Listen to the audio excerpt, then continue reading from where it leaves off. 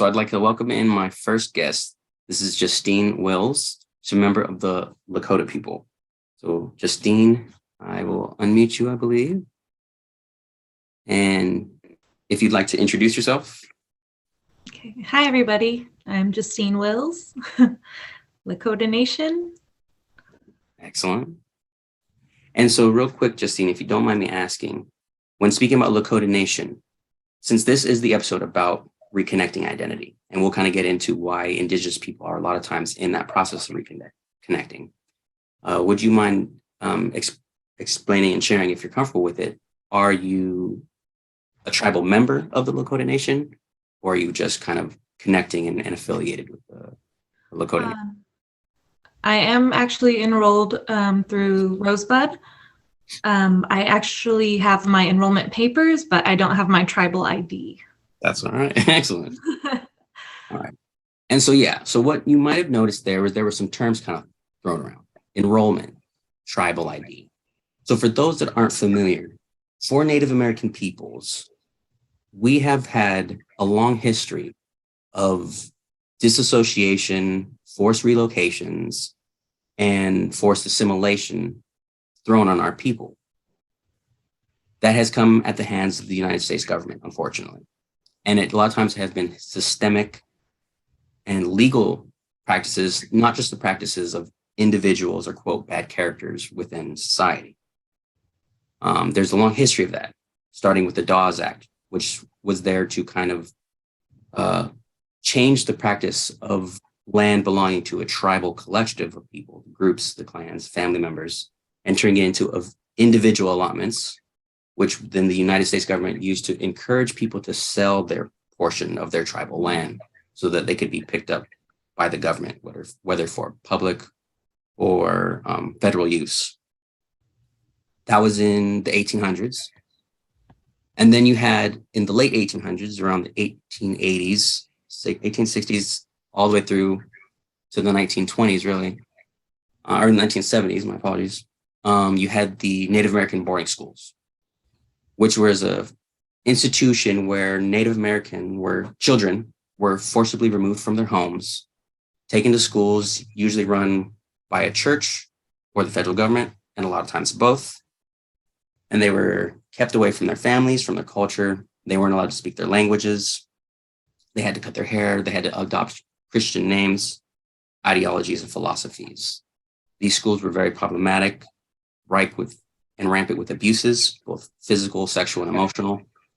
And a lot of times the people that lived through those experiences, if they ever returned home at all, when they returned home, the traumas impacted them so deeply that they could not connect with their families and their tribes. Along with that, there was also the policy of the Indian Relocation Act, which was done in the 1950s, which was there was a program put in place by the United States government to educate Native American people and to encourage them to move away from their tribal lands and their tribal connections to cities and go to there for trade learning, school, and jobs. The government would say that they would pay these Native American families to move out to these locations, pay for their education, pay for their relocation. But it's been recorded that in up to 70% of cases, they were not given these available funds. And so a lot of times families moved away to cities where they experienced culture shock. They didn't understand the customs. They weren't connected to their communities and often ended up in poverty. Now, like I said, these were all policies of the United States government. And most critics of these things will comment on the fact that this was often done as a precursor to buying up tribal land and to help diminish and remove tribal sovereignty and tribal authority. Now, with that being said, that has forced a lot of people into a kind of state where they're looking to reconnect to their culture and to their heritage. And so that was why I wanted to have Justine join us today to talk about her personal journey and her family's journey in reconnecting to their heritage. So Justine, you're welcome to take it away. Introduce yourself with anything that you might see fit. Okay, so I read somewhere that was talking about like Indigenous people today. Like many of us have had like a grandfather or grandmother who came from a boarding school, Indian boarding school. And I remember growing up, my dad talking about his mom being in a boarding school and her saying basically what you just said. She wasn't allowed to speak her language. We have a picture of her when she was a little girl, like probably only like 4 or 5 years old, with the little short hair, you know, bangs. Yeah. And, that haircut. Yeah. But,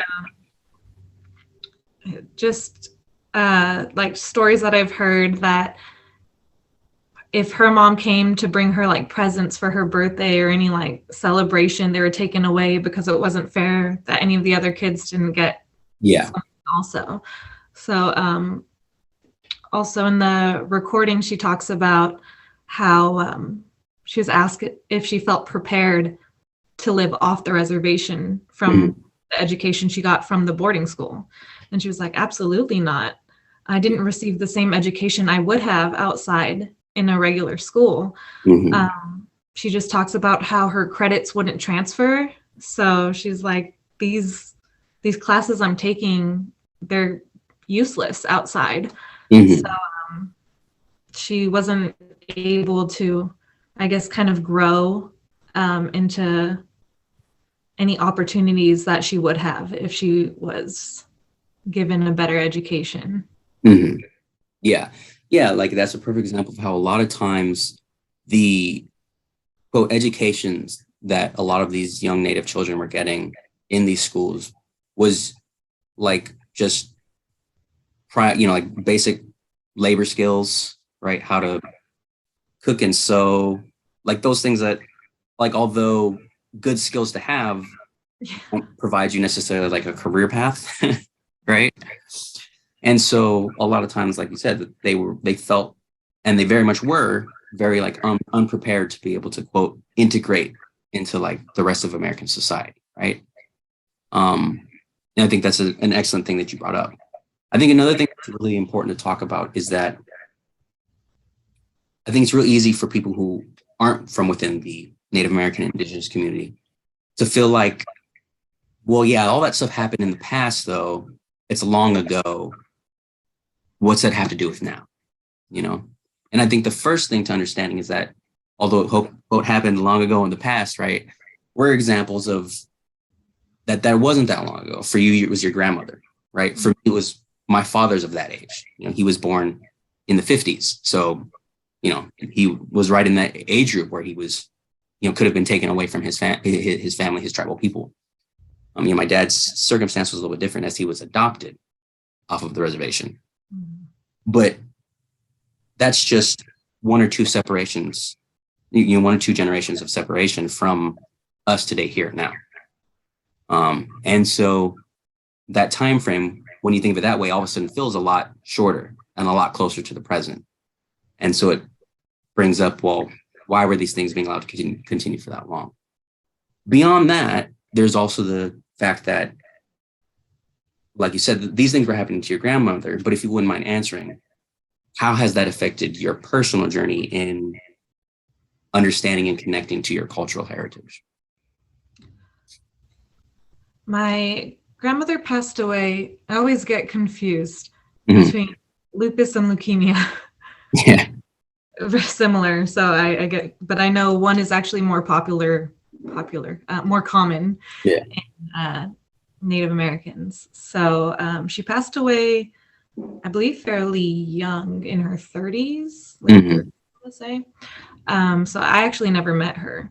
Everything I hear is from a recording we had found and stories that have been passed down to me. Yes. So unfortunately, we weren't able to really keep that traditional aspect within our culture, like dancing at the powwows, you know, Lakota. My dad and my aunts and uncles, they got bits and pieces of that as they were growing up, but after she passed away, there really wasn't I guess like keep that legacy going. Yeah, to keep it going. So everything I knew was just here and there being told. So the language definitely wasn't passed down. Anything I know is stuff that I research myself. Mm-hmm. I say things wrong anyway, but I do try. And then it's basically just you doing everything on your own when you don't have somebody to kind of help you out. And it is hard to find like resources, especially being in California. Like my tribe is in South Dakota. Yes. So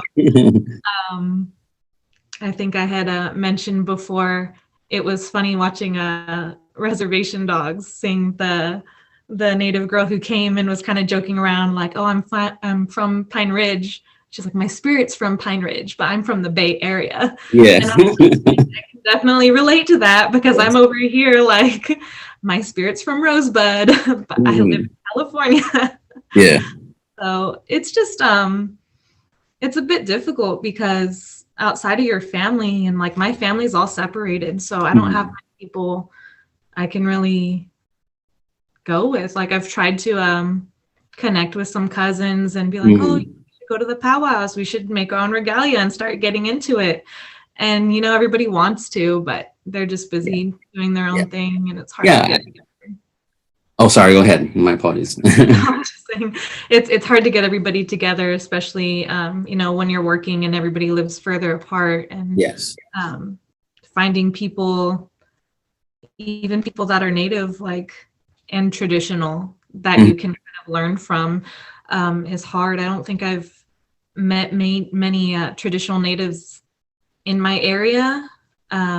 It's pretty common to get the like, oh, I'm native too, you know, and just, oh, cool. But it's sort of just like a, when you claim you're native and you have like no connection at all and you're not trying, but you want to throw it out there in a conversation. And I think that's kind of one of the reasons why I brought up in the beginning is that there's a lot of times a lot of Indigenous people who are in that stage of reconnecting. And so it might be something where it's like, oh, I might have that connection where I speak regularly with my family, whether they're on the reservation or not. I might have that, you know, kind of audible and vocal connection to my culture, but you're not in a place where you can physically practice those customs with a relative or with a family member to be able to build them into something that is routine and practiced and you know, understood and learned in that way. I think it can be hard for people to understand that separation, but I think a thing that is maybe easy for people that aren't of Indigenous identity to kind of relate to is it's like the same thing for a lot of times when families immigrate into America and their culture is across the ocean in some other country. And so it's harder for them to keep those little threads of connection, whether it be language, food customs, cultural practices, whatever it might be. The same thing is happening for us here as Indigenous peoples, but it's a lot of times it's because of not only the physical distance that we have between us and maybe tribal family members on reservation land if we're in cities or in different states, but it can also too just be that kind of emotional and spiritual gap between somebody who has maybe gone through the traumas of like growing up in the Indian boarding school and then having a grandchild, someone saying, teach me the customs, how do I speak my language? And they might not remember much, or they might feel uncomfortable kind of digging back into that past trauma to bring back customs and culture. And so when you're not, you know, quote, united and surrounded by your tribe, reestablishing those connections is difficult, definitely. So I think that's definitely a very common thing, and you know, something that's really good that you brought up. Continuing in that kind of thread, if you don't mind me asking, at like what age did you kind of take it upon yourself to start really taking an effort to make and establish those kind of connections to try to reconnect to your heritage and your culture? And was that something that you were kind of following in the footsteps of other family members, or were you just kind of prompted to do that on your own?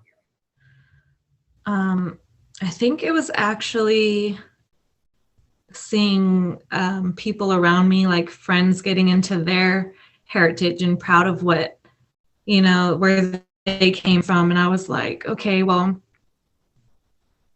there's a lot of like judgment from, especially when you're growing up, you know, based off of like your culture and, you know, where your family comes from and everything. Like, I mean, it's hard to get into it sometimes because it's intimidating. Like I can recall like talking to a traditional Native person at work, and them being a little bit like judgmental, like, well, do you know what this means? And do you do this? And it's like, oh, okay, like take it back. And it's like, well, how am I supposed to learn? Yeah. You're over here like beating me down for not knowing these things. But yeah, I think it was mostly other people kind of getting into like activism about their own culture, where I was like, I want to do the same thing, you know, like I'm proud of who I am and I want to help any way I can. So probably in about high school, I started doing my own research and kind of thinking like, okay, like what can I get into? What can I help with? So it's more just like educating yourself so you can help educate other people, and then putting yourself in situations and opportunities to do what you can for your people. So I know for like the DAPL, when that came around, there was a fundraiser type thing in downtown Riverside at one of the places I used to go to. So they were doing like donations for you to go in and you listen to some music, and they were collecting blankets, and I like tried to get whoever I could go and you know, just donate, posting informational whatever you can, like petition gatherings. So that was something I really tried to spread awareness about. And like I said, I'm very just trying to educate myself, like any documentary that came up, like we were talking about boarding schools. And I follow a lot of pages, and I believe it's a documentary on Amazon Prime called We Were Children. I watched that and I just cried. So emotional. And that's a perfect example. Like that can be also too one of the things that can be a little bit of a barrier, I think, for some people in their reconnecting journey. Is that a lot of times, you know, Native American history post European colonization is heavy stuff. You know, there's a lot of traumas involved with that, not just on a personal level, but I think just as a human being, when you have to go after page and page or hour and hour of listening to other humans live through trauma and struggle, it can be tiring. You know, if we're empathetic peoples, you know, that's a lot to take on yourself, you know? And so I think that that can also be one of the barriers where it's, you're like, you're so ready to learn and you want to learn, but then you got to sit through like 3 hours of like just trauma. And you're just, by the time you're done with that, you're like, okay, well now I just need a break. Yeah, it's definitely a lot to take on. Yeah. You know, so I think there's definitely that hurdle in there as well. Now I know you said so you were kind of like, it was around high school when you started reaching out to that stuff. And I appreciate that you mentioned DAPLO. And for people that aren't familiar with that, that's going to be the Dakota Access Pipeline. That was a issue that a few of the tribes up in the Dakota area were fighting with an oil company as they were trying to put oil lines that crossed across tribal land, across tribal water sources, which is a very common thing that happens, unfortunately, where private sectors, particularly in the oil and the drilling industry, use, whether it's little loopholes in laws or gray areas in laws, or sometimes flat out disrespect and don't adhere to or abide by tribal sovereignty, end up putting their mining or drilling practices or equipment or construction projects right through native land. So, you know, kind of running on that thread, obviously, along with reconnecting, I hear that you're pretty active in, you know, being outspoken and advocating for Native issues. Have you found that that has helped with your reconnecting process as you kind of start to reach out and engage with other Indigenous people? Or would you say that that's kind of like a separate thing where it's just something that you're also working on while reconnecting? I feel it is connected, but just not as much in the like traditional sense. It's more like educational and I guess like more current issues that you're kind of you want to educate yourself and spread awareness, educate other people. And like in that process, though, it sort of gets you looking back at everything from before you knew. Like my mom, she really pushed Pocahontas on me when I was little. It's like I had Pocahontas like dolls and a bed sheet and everything, and she would call me like her little Pocahontas. And then now I'm like, I don't know about that. You think about it, and it's like once you kind of learn your history, it's like that probably wasn't a good idea to make it a kids movie. Like that's very whole different story. So I feel like it did kind of motivate me though to add it into my like actual school education further on. So going into college, I would write, papers, and I would always try to find some way to relate my culture into whatever paper I was writing, whether it was just like, I believe in communications, I did a presentation about Columbus Day. And I was like, obviously we shouldn't be having that. Like we know our history now. So that's something that we need to take care of, replace, get rid of, change completely. Definitely. So I was, I guess, trying to add everything, and like I said, spread awareness through my classes. Yeah. So it sounds like to me, like you said, they're kind of like separate in a sense, but they also kind of like reaffirm both processes, so to speak. While you're learning about your history, it kind of, I think, encourages a lot of people to engage in current activism over current issues that we're facing as Indigenous people, and then vice versa, as you're kind of on the front lines or doing stuff, whether it's through social media or, like you said, writing papers, helping to build awareness. You start to get those little moments where you see the connection between this historic policy that happened back in 1950 connecting right through to this issue that we're fighting on today over land usage rights and stuff like that, or water usage rights. I think it's really easy to kind of make those connections, those through lines into the past, affecting our contemporary lives. Now, talking about school, because I want to kind of jump on the issue a little bit, because you reminded me of a couple of stories myself. I don't know if you ever had this experience, but I know for myself, that as I was younger, I didn't really start reconnecting to my heritage until I was in like about my high school years as well.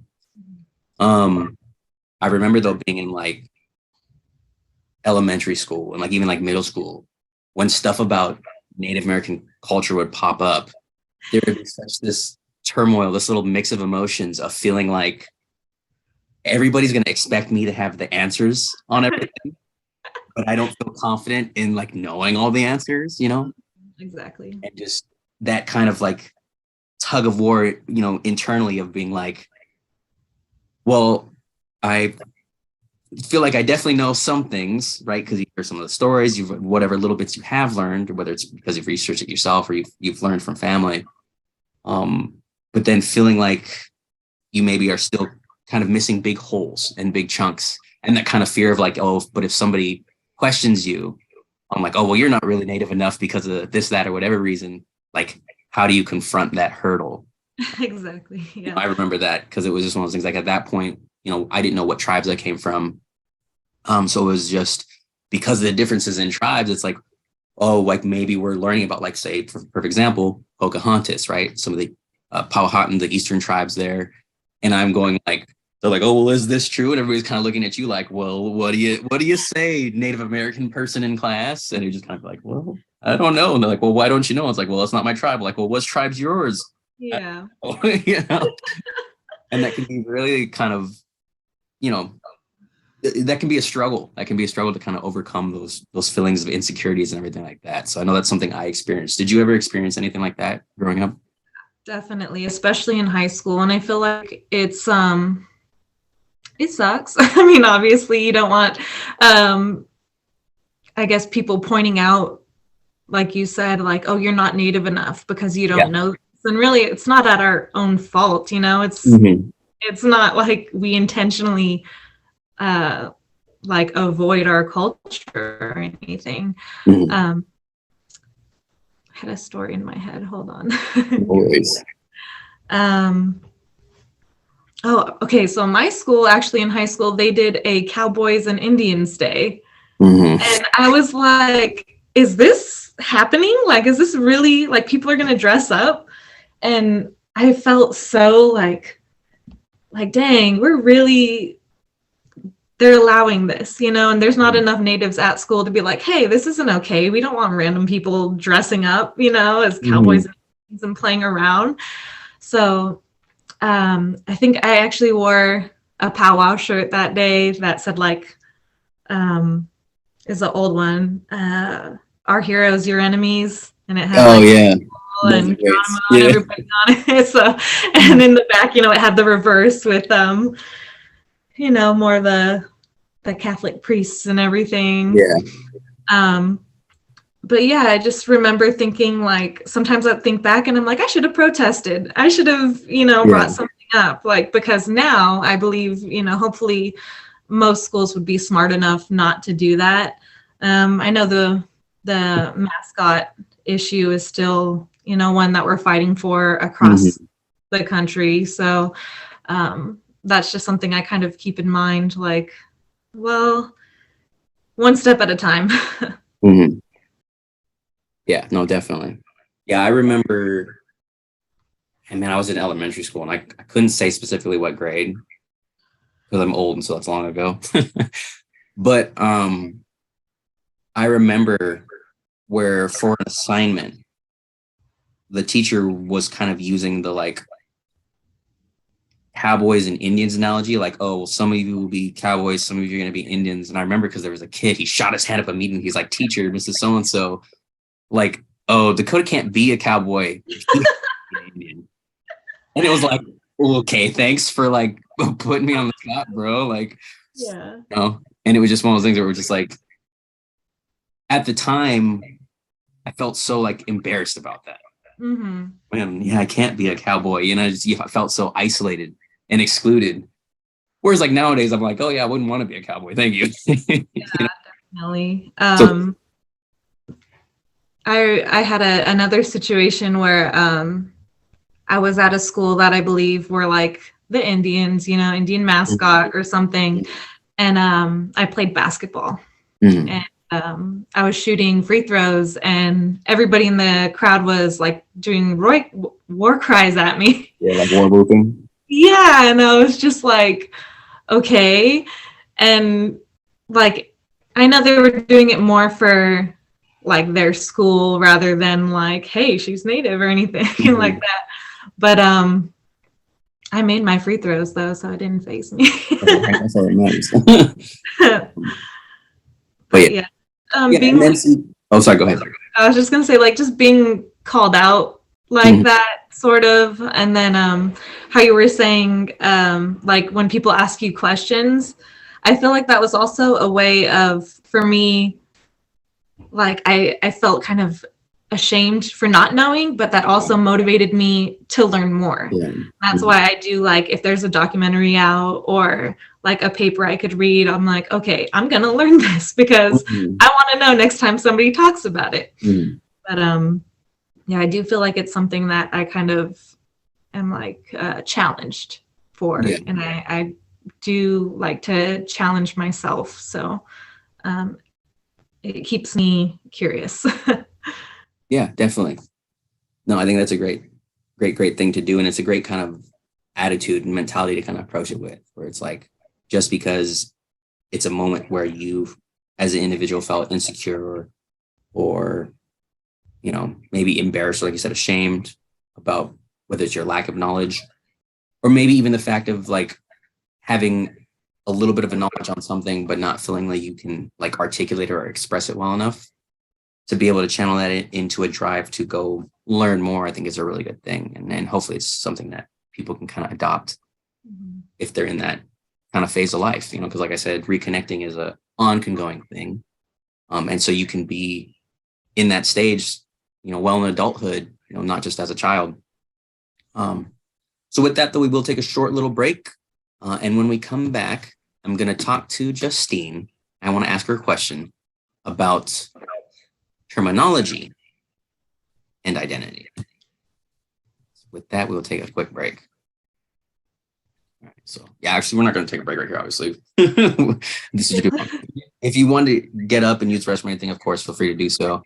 Obviously, this little part will be edited out and cut out. Um, but yeah, so I did want to talk to you real quick about, like I said, terminology and identity. So obviously we'll touch on the one about like the different terminologies that have existed throughout the decades and years. Yeah. Everybody has their own preference. I don't think there's anything wrong with that. Like for myself, I know I really prefer the term indigenous.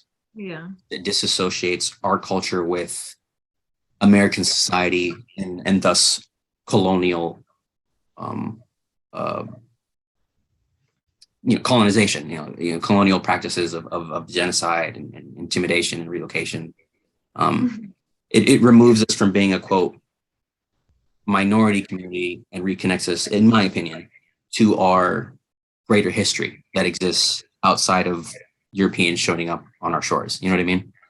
I also like it's kind of more inclusive of all of our cultures across the Americas. You talk about people, indigenous people in the Arctic, Canadian First People, indigenous people here in the States, Central America, Mexico, South America, all that. So, but obviously not everybody has to agree to those terms, and that doesn't have to affect our validity and our experience as a Native person, I know it's funny because like I usually never really say like Indian. Like my Yeah. boyfriend knows like when people say Indian, I'm kind of like, Yeah. but I was like, it's one of those things where like we could say it, but you guys shouldn't say it because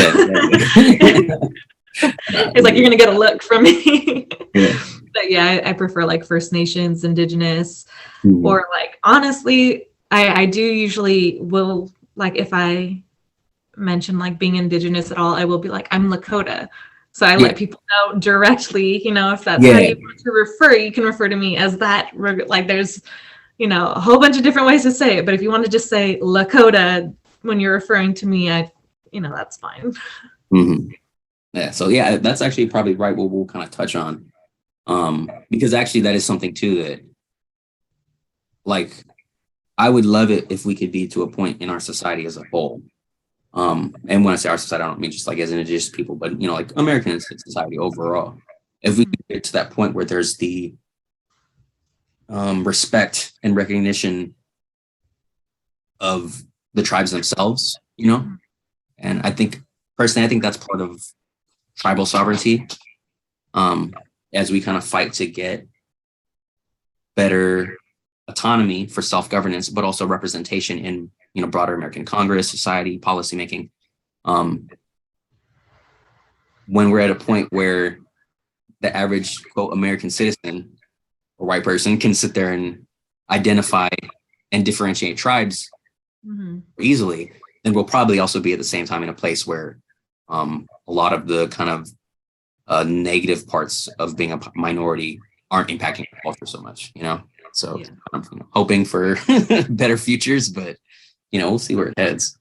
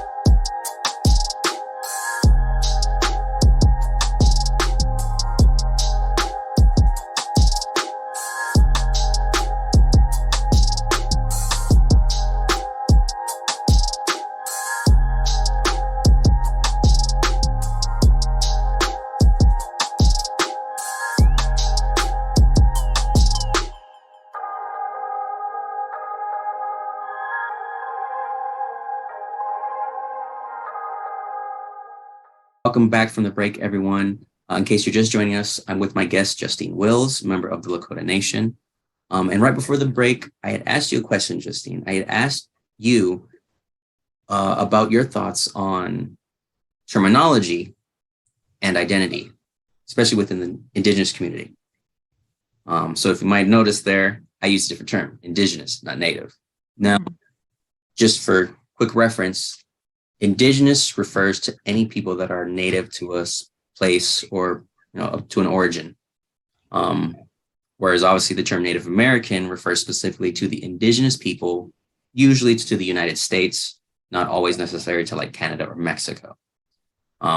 So with that kind of very brief and simplistic breakdown of the terms, I'm curious, for you as an individual, do you have a preference of terminology used? And do you yourself feel like there is an importance to either a kind of coalition of terminology or like a separation of terminology?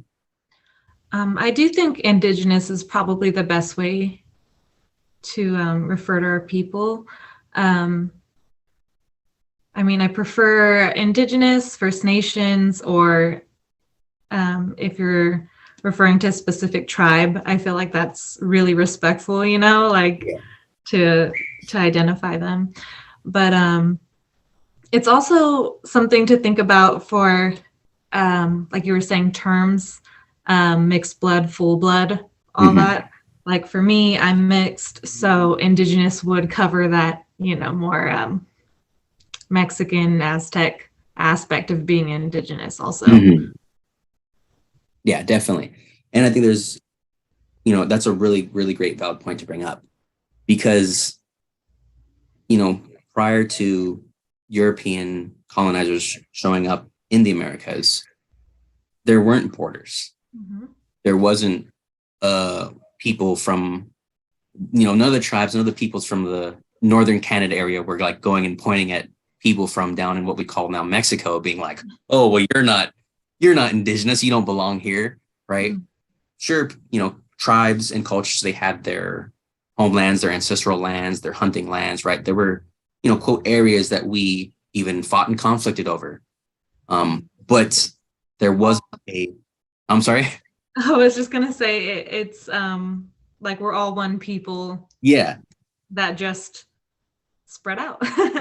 Yeah. We didn't exclude others from like, oh, you can't be in this area because, this is our land and you can't cross it because you belong to that land or whatever. There was a understanding that I think kind of is a basis for most Native American cultures, that all life is sacred, that all beings belong to the earth, that nobody has kind of superiority over any part of the earth because none of us live longer than it. We all die in it. Everything's connected. Exactly. That's one of the, I believe, Lakota sayings also. I don't know if I pronounce it right, but Mitakuye Oyasin, of all my relations. Yes. Yeah, I want to say it sounded right from the other Lakota people I've known that from. So good job on that one. Yeah, I think within that too, there's also the comments on how a lot of times terminology has been used to divide us as a people, like you were talking about earlier with blood quantum. For people that aren't familiar with that, and I believe it was actually during the Dawes Act where it brought up blood quantum as a way to, quote, identify Indianness, as the term was used back then. Mhm. Back then, Native American didn't exist as a terminology. It was Indian or American Indian, if you were, quote, like being respectful. And so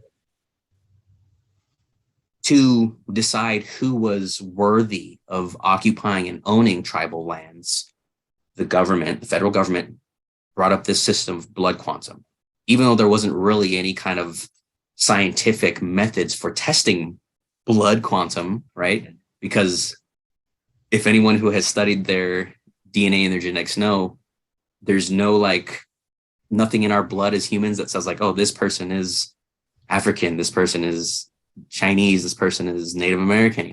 It's you have traits that provide certain features and are common among other specific cultural groups and ethnic groups, but our blood's all the same. At the end of the day, as the old saying goes, we all bleed the same color blood. But the federal government made it a point to decide that you had blood quantum, so full blood people, and mixed blood people. And what might surprise some people that aren't familiar with it is that a lot of times full blood people didn't mean that you were worthy of owning Native American land allotments. A lot of times when the federal government was stepping in, they were prioritized giving land rights to mixed blood tribal members, because as the laws were written, full-blood tribal members were savages, they were uncivilized, they were uneducated, right, to European customs.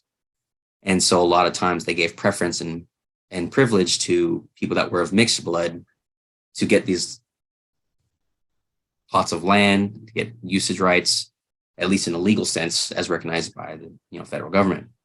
And so that has, in some cases, historically, and sometimes even carries over contemporarily, caused a lot of division in some tribes and even in some clans and families. So I know that can be a very traumatic thing. So I won't ask you to kind of comment on that from your own personal experience. If you want to share anything, of course, you're welcome to that. But to kind of sidestep that narrative of that kind of the impact of and the damage that was done because of laws such as that. Just going back to, like I said, speaking about terminology, when you have stuff like that, where even within your own people, your own cultural group, your own quote race, when you're being separated and categorized, it can be a very anxiety-inducing thing for a person, especially when you are reconnected. Like I talked about, sharing stories about feeling not quite validated or authentic in your own native and indigenous identity. For yourself, just speaking for yourself, do you think that those are things that we as a people, as quote native people, should we be fighting and advocating for policy changes to kind of remove those things from tribal language and enrollment altogether? That's a tough one because I know there's a lot of like politics involved in it. Yes. And to like redo the whole system, you'd have to get like everybody on board. You're going to make a lot of people unhappy. Mm-hmm. And it also kind of comes down to, I know there's like issues about like who's more native. And that's basically what people are talking about right now. Because at what point are you not as native? Like at what point do you not get land, For me, that's like one of the first things people say if you say you're native, like, oh, you get money. And it's so stressful to hear because I'm like, where is this? Like, show me, please. Tell me where the money is. Or like, you go to school for free and all this stuff. And I'm like, and that might be, true for some people. And, like I said, different tribes and everything, and the amount of money when it comes to casinos or your blood amount and everything like that. There's also, you were saying mixed blood, full blood, pure blood. So, because you could be full blood without being pure blood. So that's just something I feel some people are very proud of. Which is totally great. And, but it also leaves the mixed natives like, okay, at what point am I too mixed where I don't get any benefits, or I shouldn't even try to reconnect, if I'm barely there, it goes too far back. So, I feel like that would be a tough subject to kind of get everybody on the same page because there's so many different beliefs. Yeah, definitely. No, I think, and I mean, my apology, it was intentionally a very tough question because I wanted that to be a perfect example, and you did an excellent job with that. I think you were very, very articulate in your response to that and very considerate of the fact that there are a lot of viewpoints and a lot of different opinions and kind of stakes involved in those terminologies. And it affects how we as Native people, whether we're reconnecting, whether we're fully connected to tribes, it can affect our own personal views of ourselves. It can affect our views of each other, our relatives, and our relations. I know that for myself, I understand that, like, from a policy standpoint and from kind of like the point of like a legal issue, completely getting rid of those terminologies would be very, very difficult and maybe cause more harm in the short term than it would make up for in the long run. But I wonder if there's maybe not a value to, or a credit to, if we as, quote, as kind of like a pan-Indian cultural collective, if removing those kind of terminologies from our personal engagements, like when we're engaging and speaking with each other, whether it's across tribes, whether it's, you know, on social media, whether it's even just within family, not defining our identities on these colonial notions and institutions of indigeneity, of nativeness. You know, I think there's something to be said about the fact that could maybe heal some of those kind of barriers and hurts that have been in place by reaching out and saying, like, you know, yeah, you're mixed, but you're my relative. You know, we belong to the same tribe, we belong to the same people, and we are, you know, descendants of the same struggle. You know, like you said, I'm sure that there are some people who are very, very proud of their pure blood, right? Or their full blood status. And I don't want to take that away from people. Yeah. But, you know, as a fellow Indigenous person who is reconnecting and who is mixed ethnically, you know, I think that it goes a long way in helping us to, as a whole, reconnect and heal from the kind of historic traumas that have been placed upon us. Now to kind of sidestep kind of the more, you know, broader philosophical aspect of that, for yourself personally, did you notice, like, as you were growing and as you were kind of re-engaging and reconnecting, did your opinions about the terminology that you used, either for yourself or to refer to other Native and Indigenous peoples, did that change as you were going through that process of reconnection? I don't think I ever really referred to myself as Indian.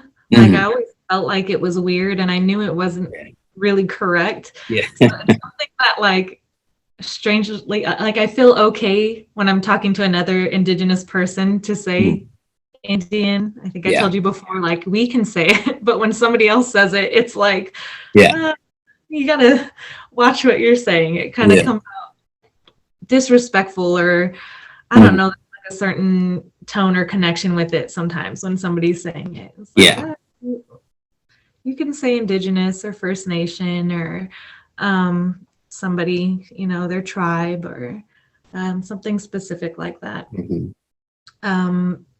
But yeah, I think mostly I've always said Native, even Native American. Sometimes I've kind of had an issue with. I'm like, well, it wasn't America. So I was just native to this land, you know? So just that connection with, like, America, like, when did it become America? I think that's especially prominent too for us Native and Indigenous peoples from the United States, because a lot of times in broader American culture, right? And then right there, I'm in my own answer using an example of that. A lot of times as members of the United States, we refer to ourselves as America. And in reality, Mexico is America, Canada is America, and then there's also Central America and South America. And so, you know, these are continents, not countries. That terminology in of itself is kind of incorrect in that regard, in that a Native American person could be somebody from the Arctic Circle in Alaska, or somebody down, an Indigenous person down in, like, Chile. So, you know, that in of itself kind of causes problems. And so that's why I agree with you in the sense that a lot of times I won't use the term Native American, just shorten it into Native. Right? Because you get into that kind of tricky terminology of, oh, the United States is America, when, you know, why does that exclude Canada and Mexico? But forgive me, I kind of lost my own train of thought there for a second. So in regard to that, do you think, and I guess this is kind of a weird ask, but do you think that it's harder for non-Indigenous people, non-Native people, to understand and respect our fight for terminology and changes in that? And, like, for example, like with mascots and stuff like that, do you think it's harder for them to understand that when we as a people, there's not just one group. Native American doesn't just encompass one culture, one language, one religious practice, right? Like you said, there's multiple tribes, there's multiple nations, there's multiple peoples all across the Americas. Do you think that does our kind of lack of unity, so to speak, hamper our fight for causes such as changing names, identities, and terminologies, stuff like that? I feel like it would be hard in general for basically anybody outside the culture unless they've really experienced it themselves. I believe like when I was studying, I was reading about different genocides, and that everybody assumes like, oh, the Holocaust, like right away. Yeah. But you're like, that's the only one you learn about. Yeah. In school. America was a Holocaust. Yeah. Armenian Holocaust, you don't learn about those. Yeah. So that's just something that kind of puts into perspective, like, okay, this is what you know, but this is what you don't know. And this is also similar to what you've been learning, but what has been kept from you. Yeah, I do believe that it's harder for people to kind of understand and see just perspective. I believe my grandma was saying in one of her previous recordings that she had experienced racism off the reservation, and she was like blown away that like, I've been so nice to my neighbor, like why don't they like me? And so she had went up to them and was like, did I do something? Like, why are you being so rude to me?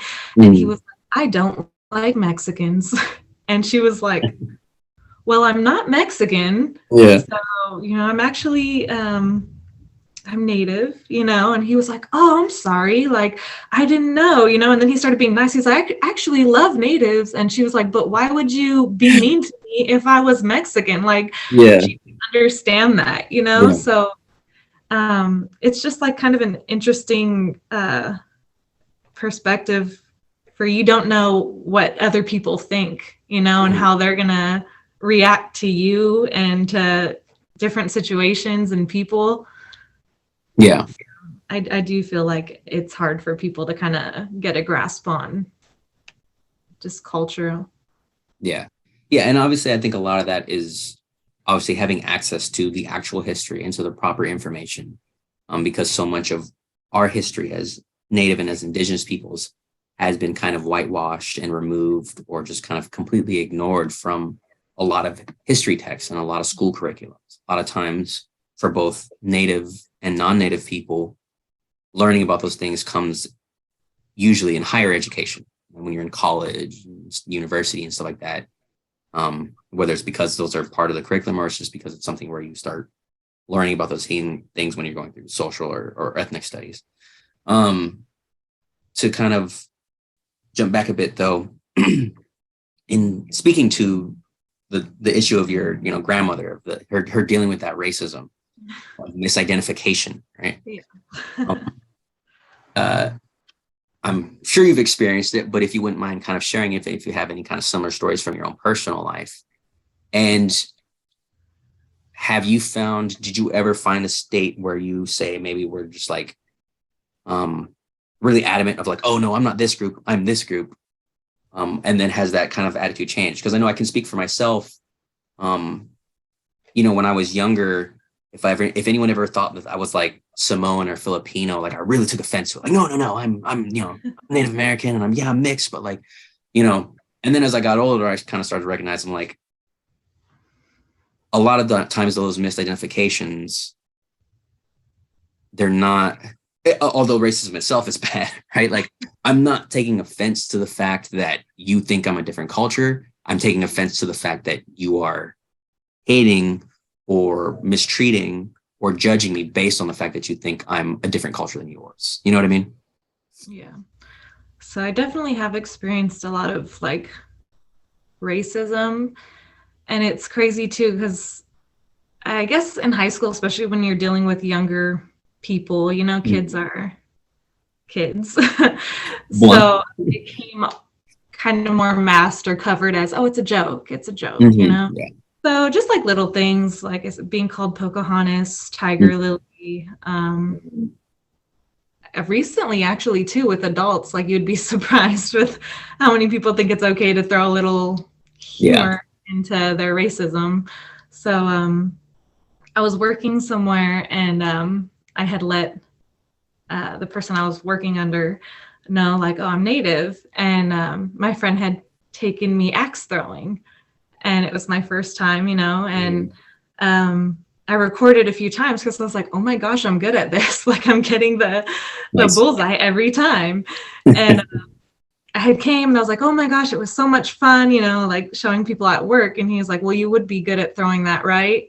And I was just like, kind of quiet. I didn't really say Yeah. anything. I don't like to give reactions when people do that because I just like to kind of watch them explain themselves, you know, like, oh, Mm-hmm. like that funny. And then they're like, because it's racist. That's why it's funny, you know? So stuff like that. And then I have actually been like, I guess, misidentified. It's usually people telling me I have small eyes. Uh, So yeah. yeah, so that's something that's pretty common. Mm-hmm. Um, but one person was like, oh, you have high cheekbones. That's why your eyes look small. And I'm like, okay, thank you, I guess. Yeah. So that's something I really don't know how to react to. Yeah. I feel like they intend it to be a compliment, Yeah. but it's just something that I'm kind of like, oh, that's an interesting observation, I guess. Mm-hmm. And I have been told that I have a white voice. So that's something that I'm actually pretty self-conscious about. So Yeah. I don't know if it's I always just thought like I'm speaking proper grammar, you know? I Yeah. don't really use any um terms, any Like slang terminology. yeah, exactly. Like that's what I'm thinking of. Or if I do, maybe it sounds like too much from California, so Yeah. automatically is like white sounding. Yeah. Um, I don't think I like overdo it. Like I don't think I say like I don't know what's typical California slang. I don't even know. So Yeah. I wouldn't like naturally throw that out in a Yeah. conversation. Maybe dude or rad, tubular. Any of Bros were common. yeah, okay, stuff like that. Hello, if we were from the Bay Area. But Um, yeah, I don't really intentionally try to make myself one way or another. mhm. So it's kind of just other people's response to how I look, how I talk. Yeah. And again, that just might be more of an environmental situation, you know, kind of what I'm surrounded by. Mm-hmm. Yeah. Yeah. I mean, a lot of that, a lot of, dialect, a lot of how you sound, the accents you carry as a person, a lot of that comes from your surroundings anyway, you know? But I think I'm glad that you was sharing this because I think it touches on a thing about identity when we're talking about, particularly, I think a lot of cultures can relate to this, but for Native American people, the idea that we have to sound a certain way, especially from like broader, um, American society or white society to kind of be blunt about it. There's this idea that we have to sound like how we sound in movies and in TV. And it was funny because I actually bumped into a scenario kind of recently where I had at my day job, my regular job, I had a customer that was coming in.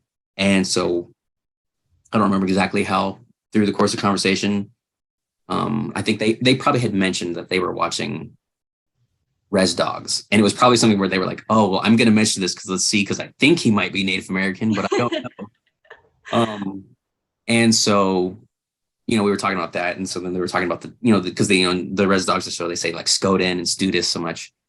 And, the guest was asking, and they're like, oh, so like, do all like natives say that? Like, is that common? Is that like a traditional word?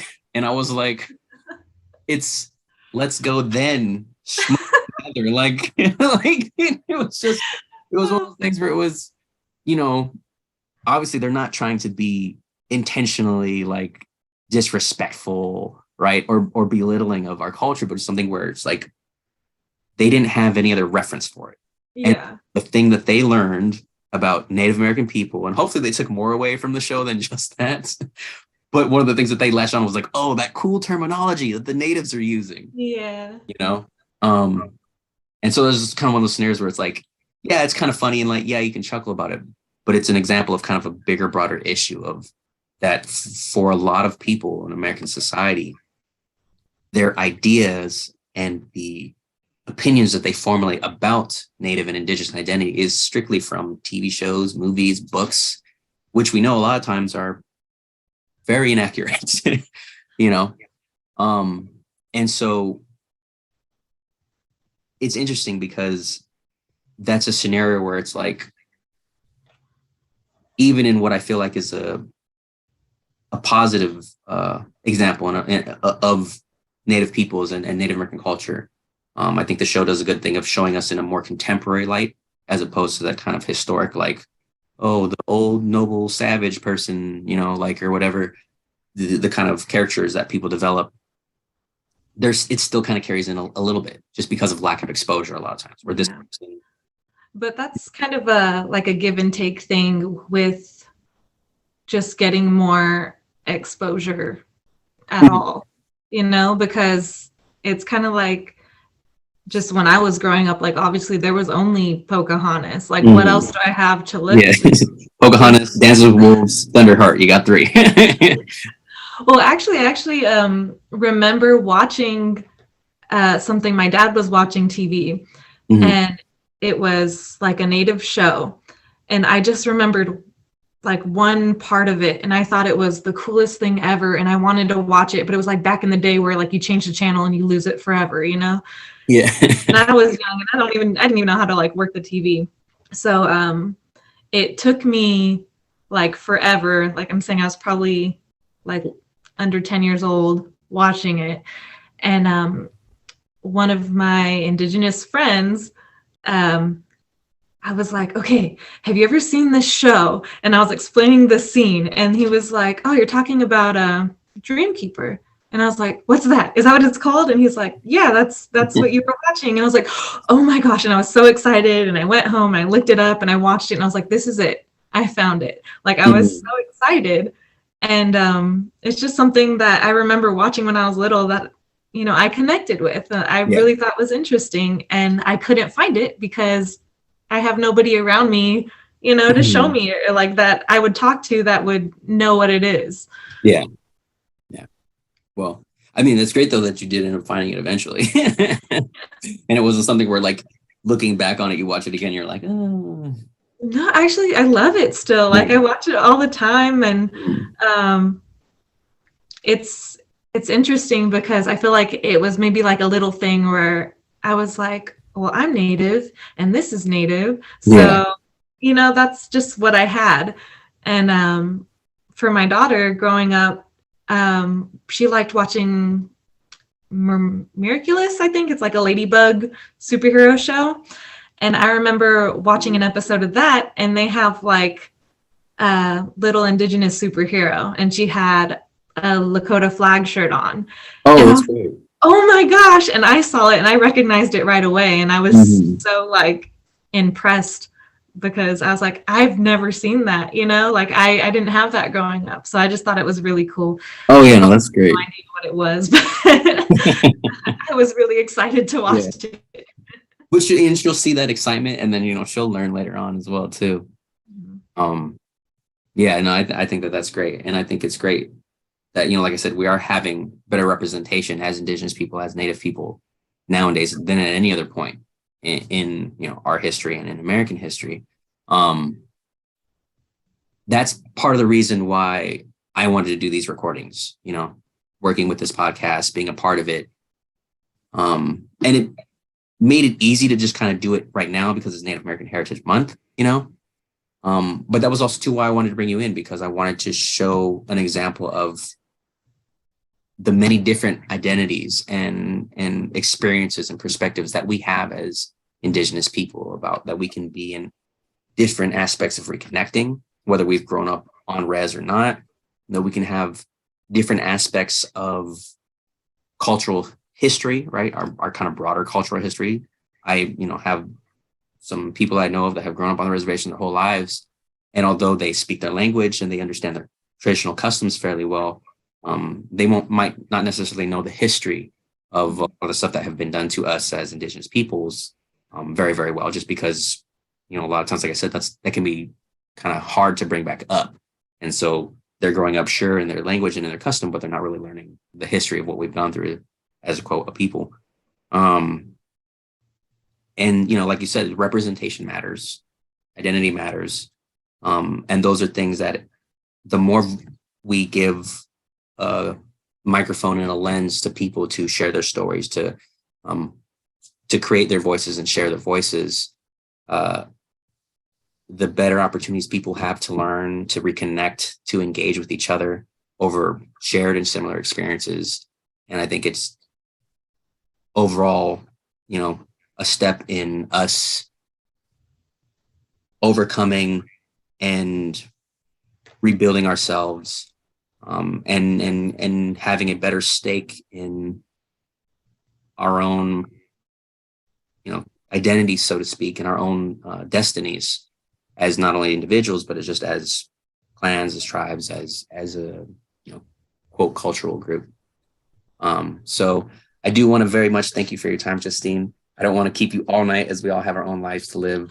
So I would like to invite you in to maybe, again, some of our other recordings where we're going to be speaking with other people. So I'd love to have you along for that if you're available. Of course. But otherwise, I want to say thank you very much for your time tonight. Thank you for sharing your story and your wisdom and your voice. And have a good night.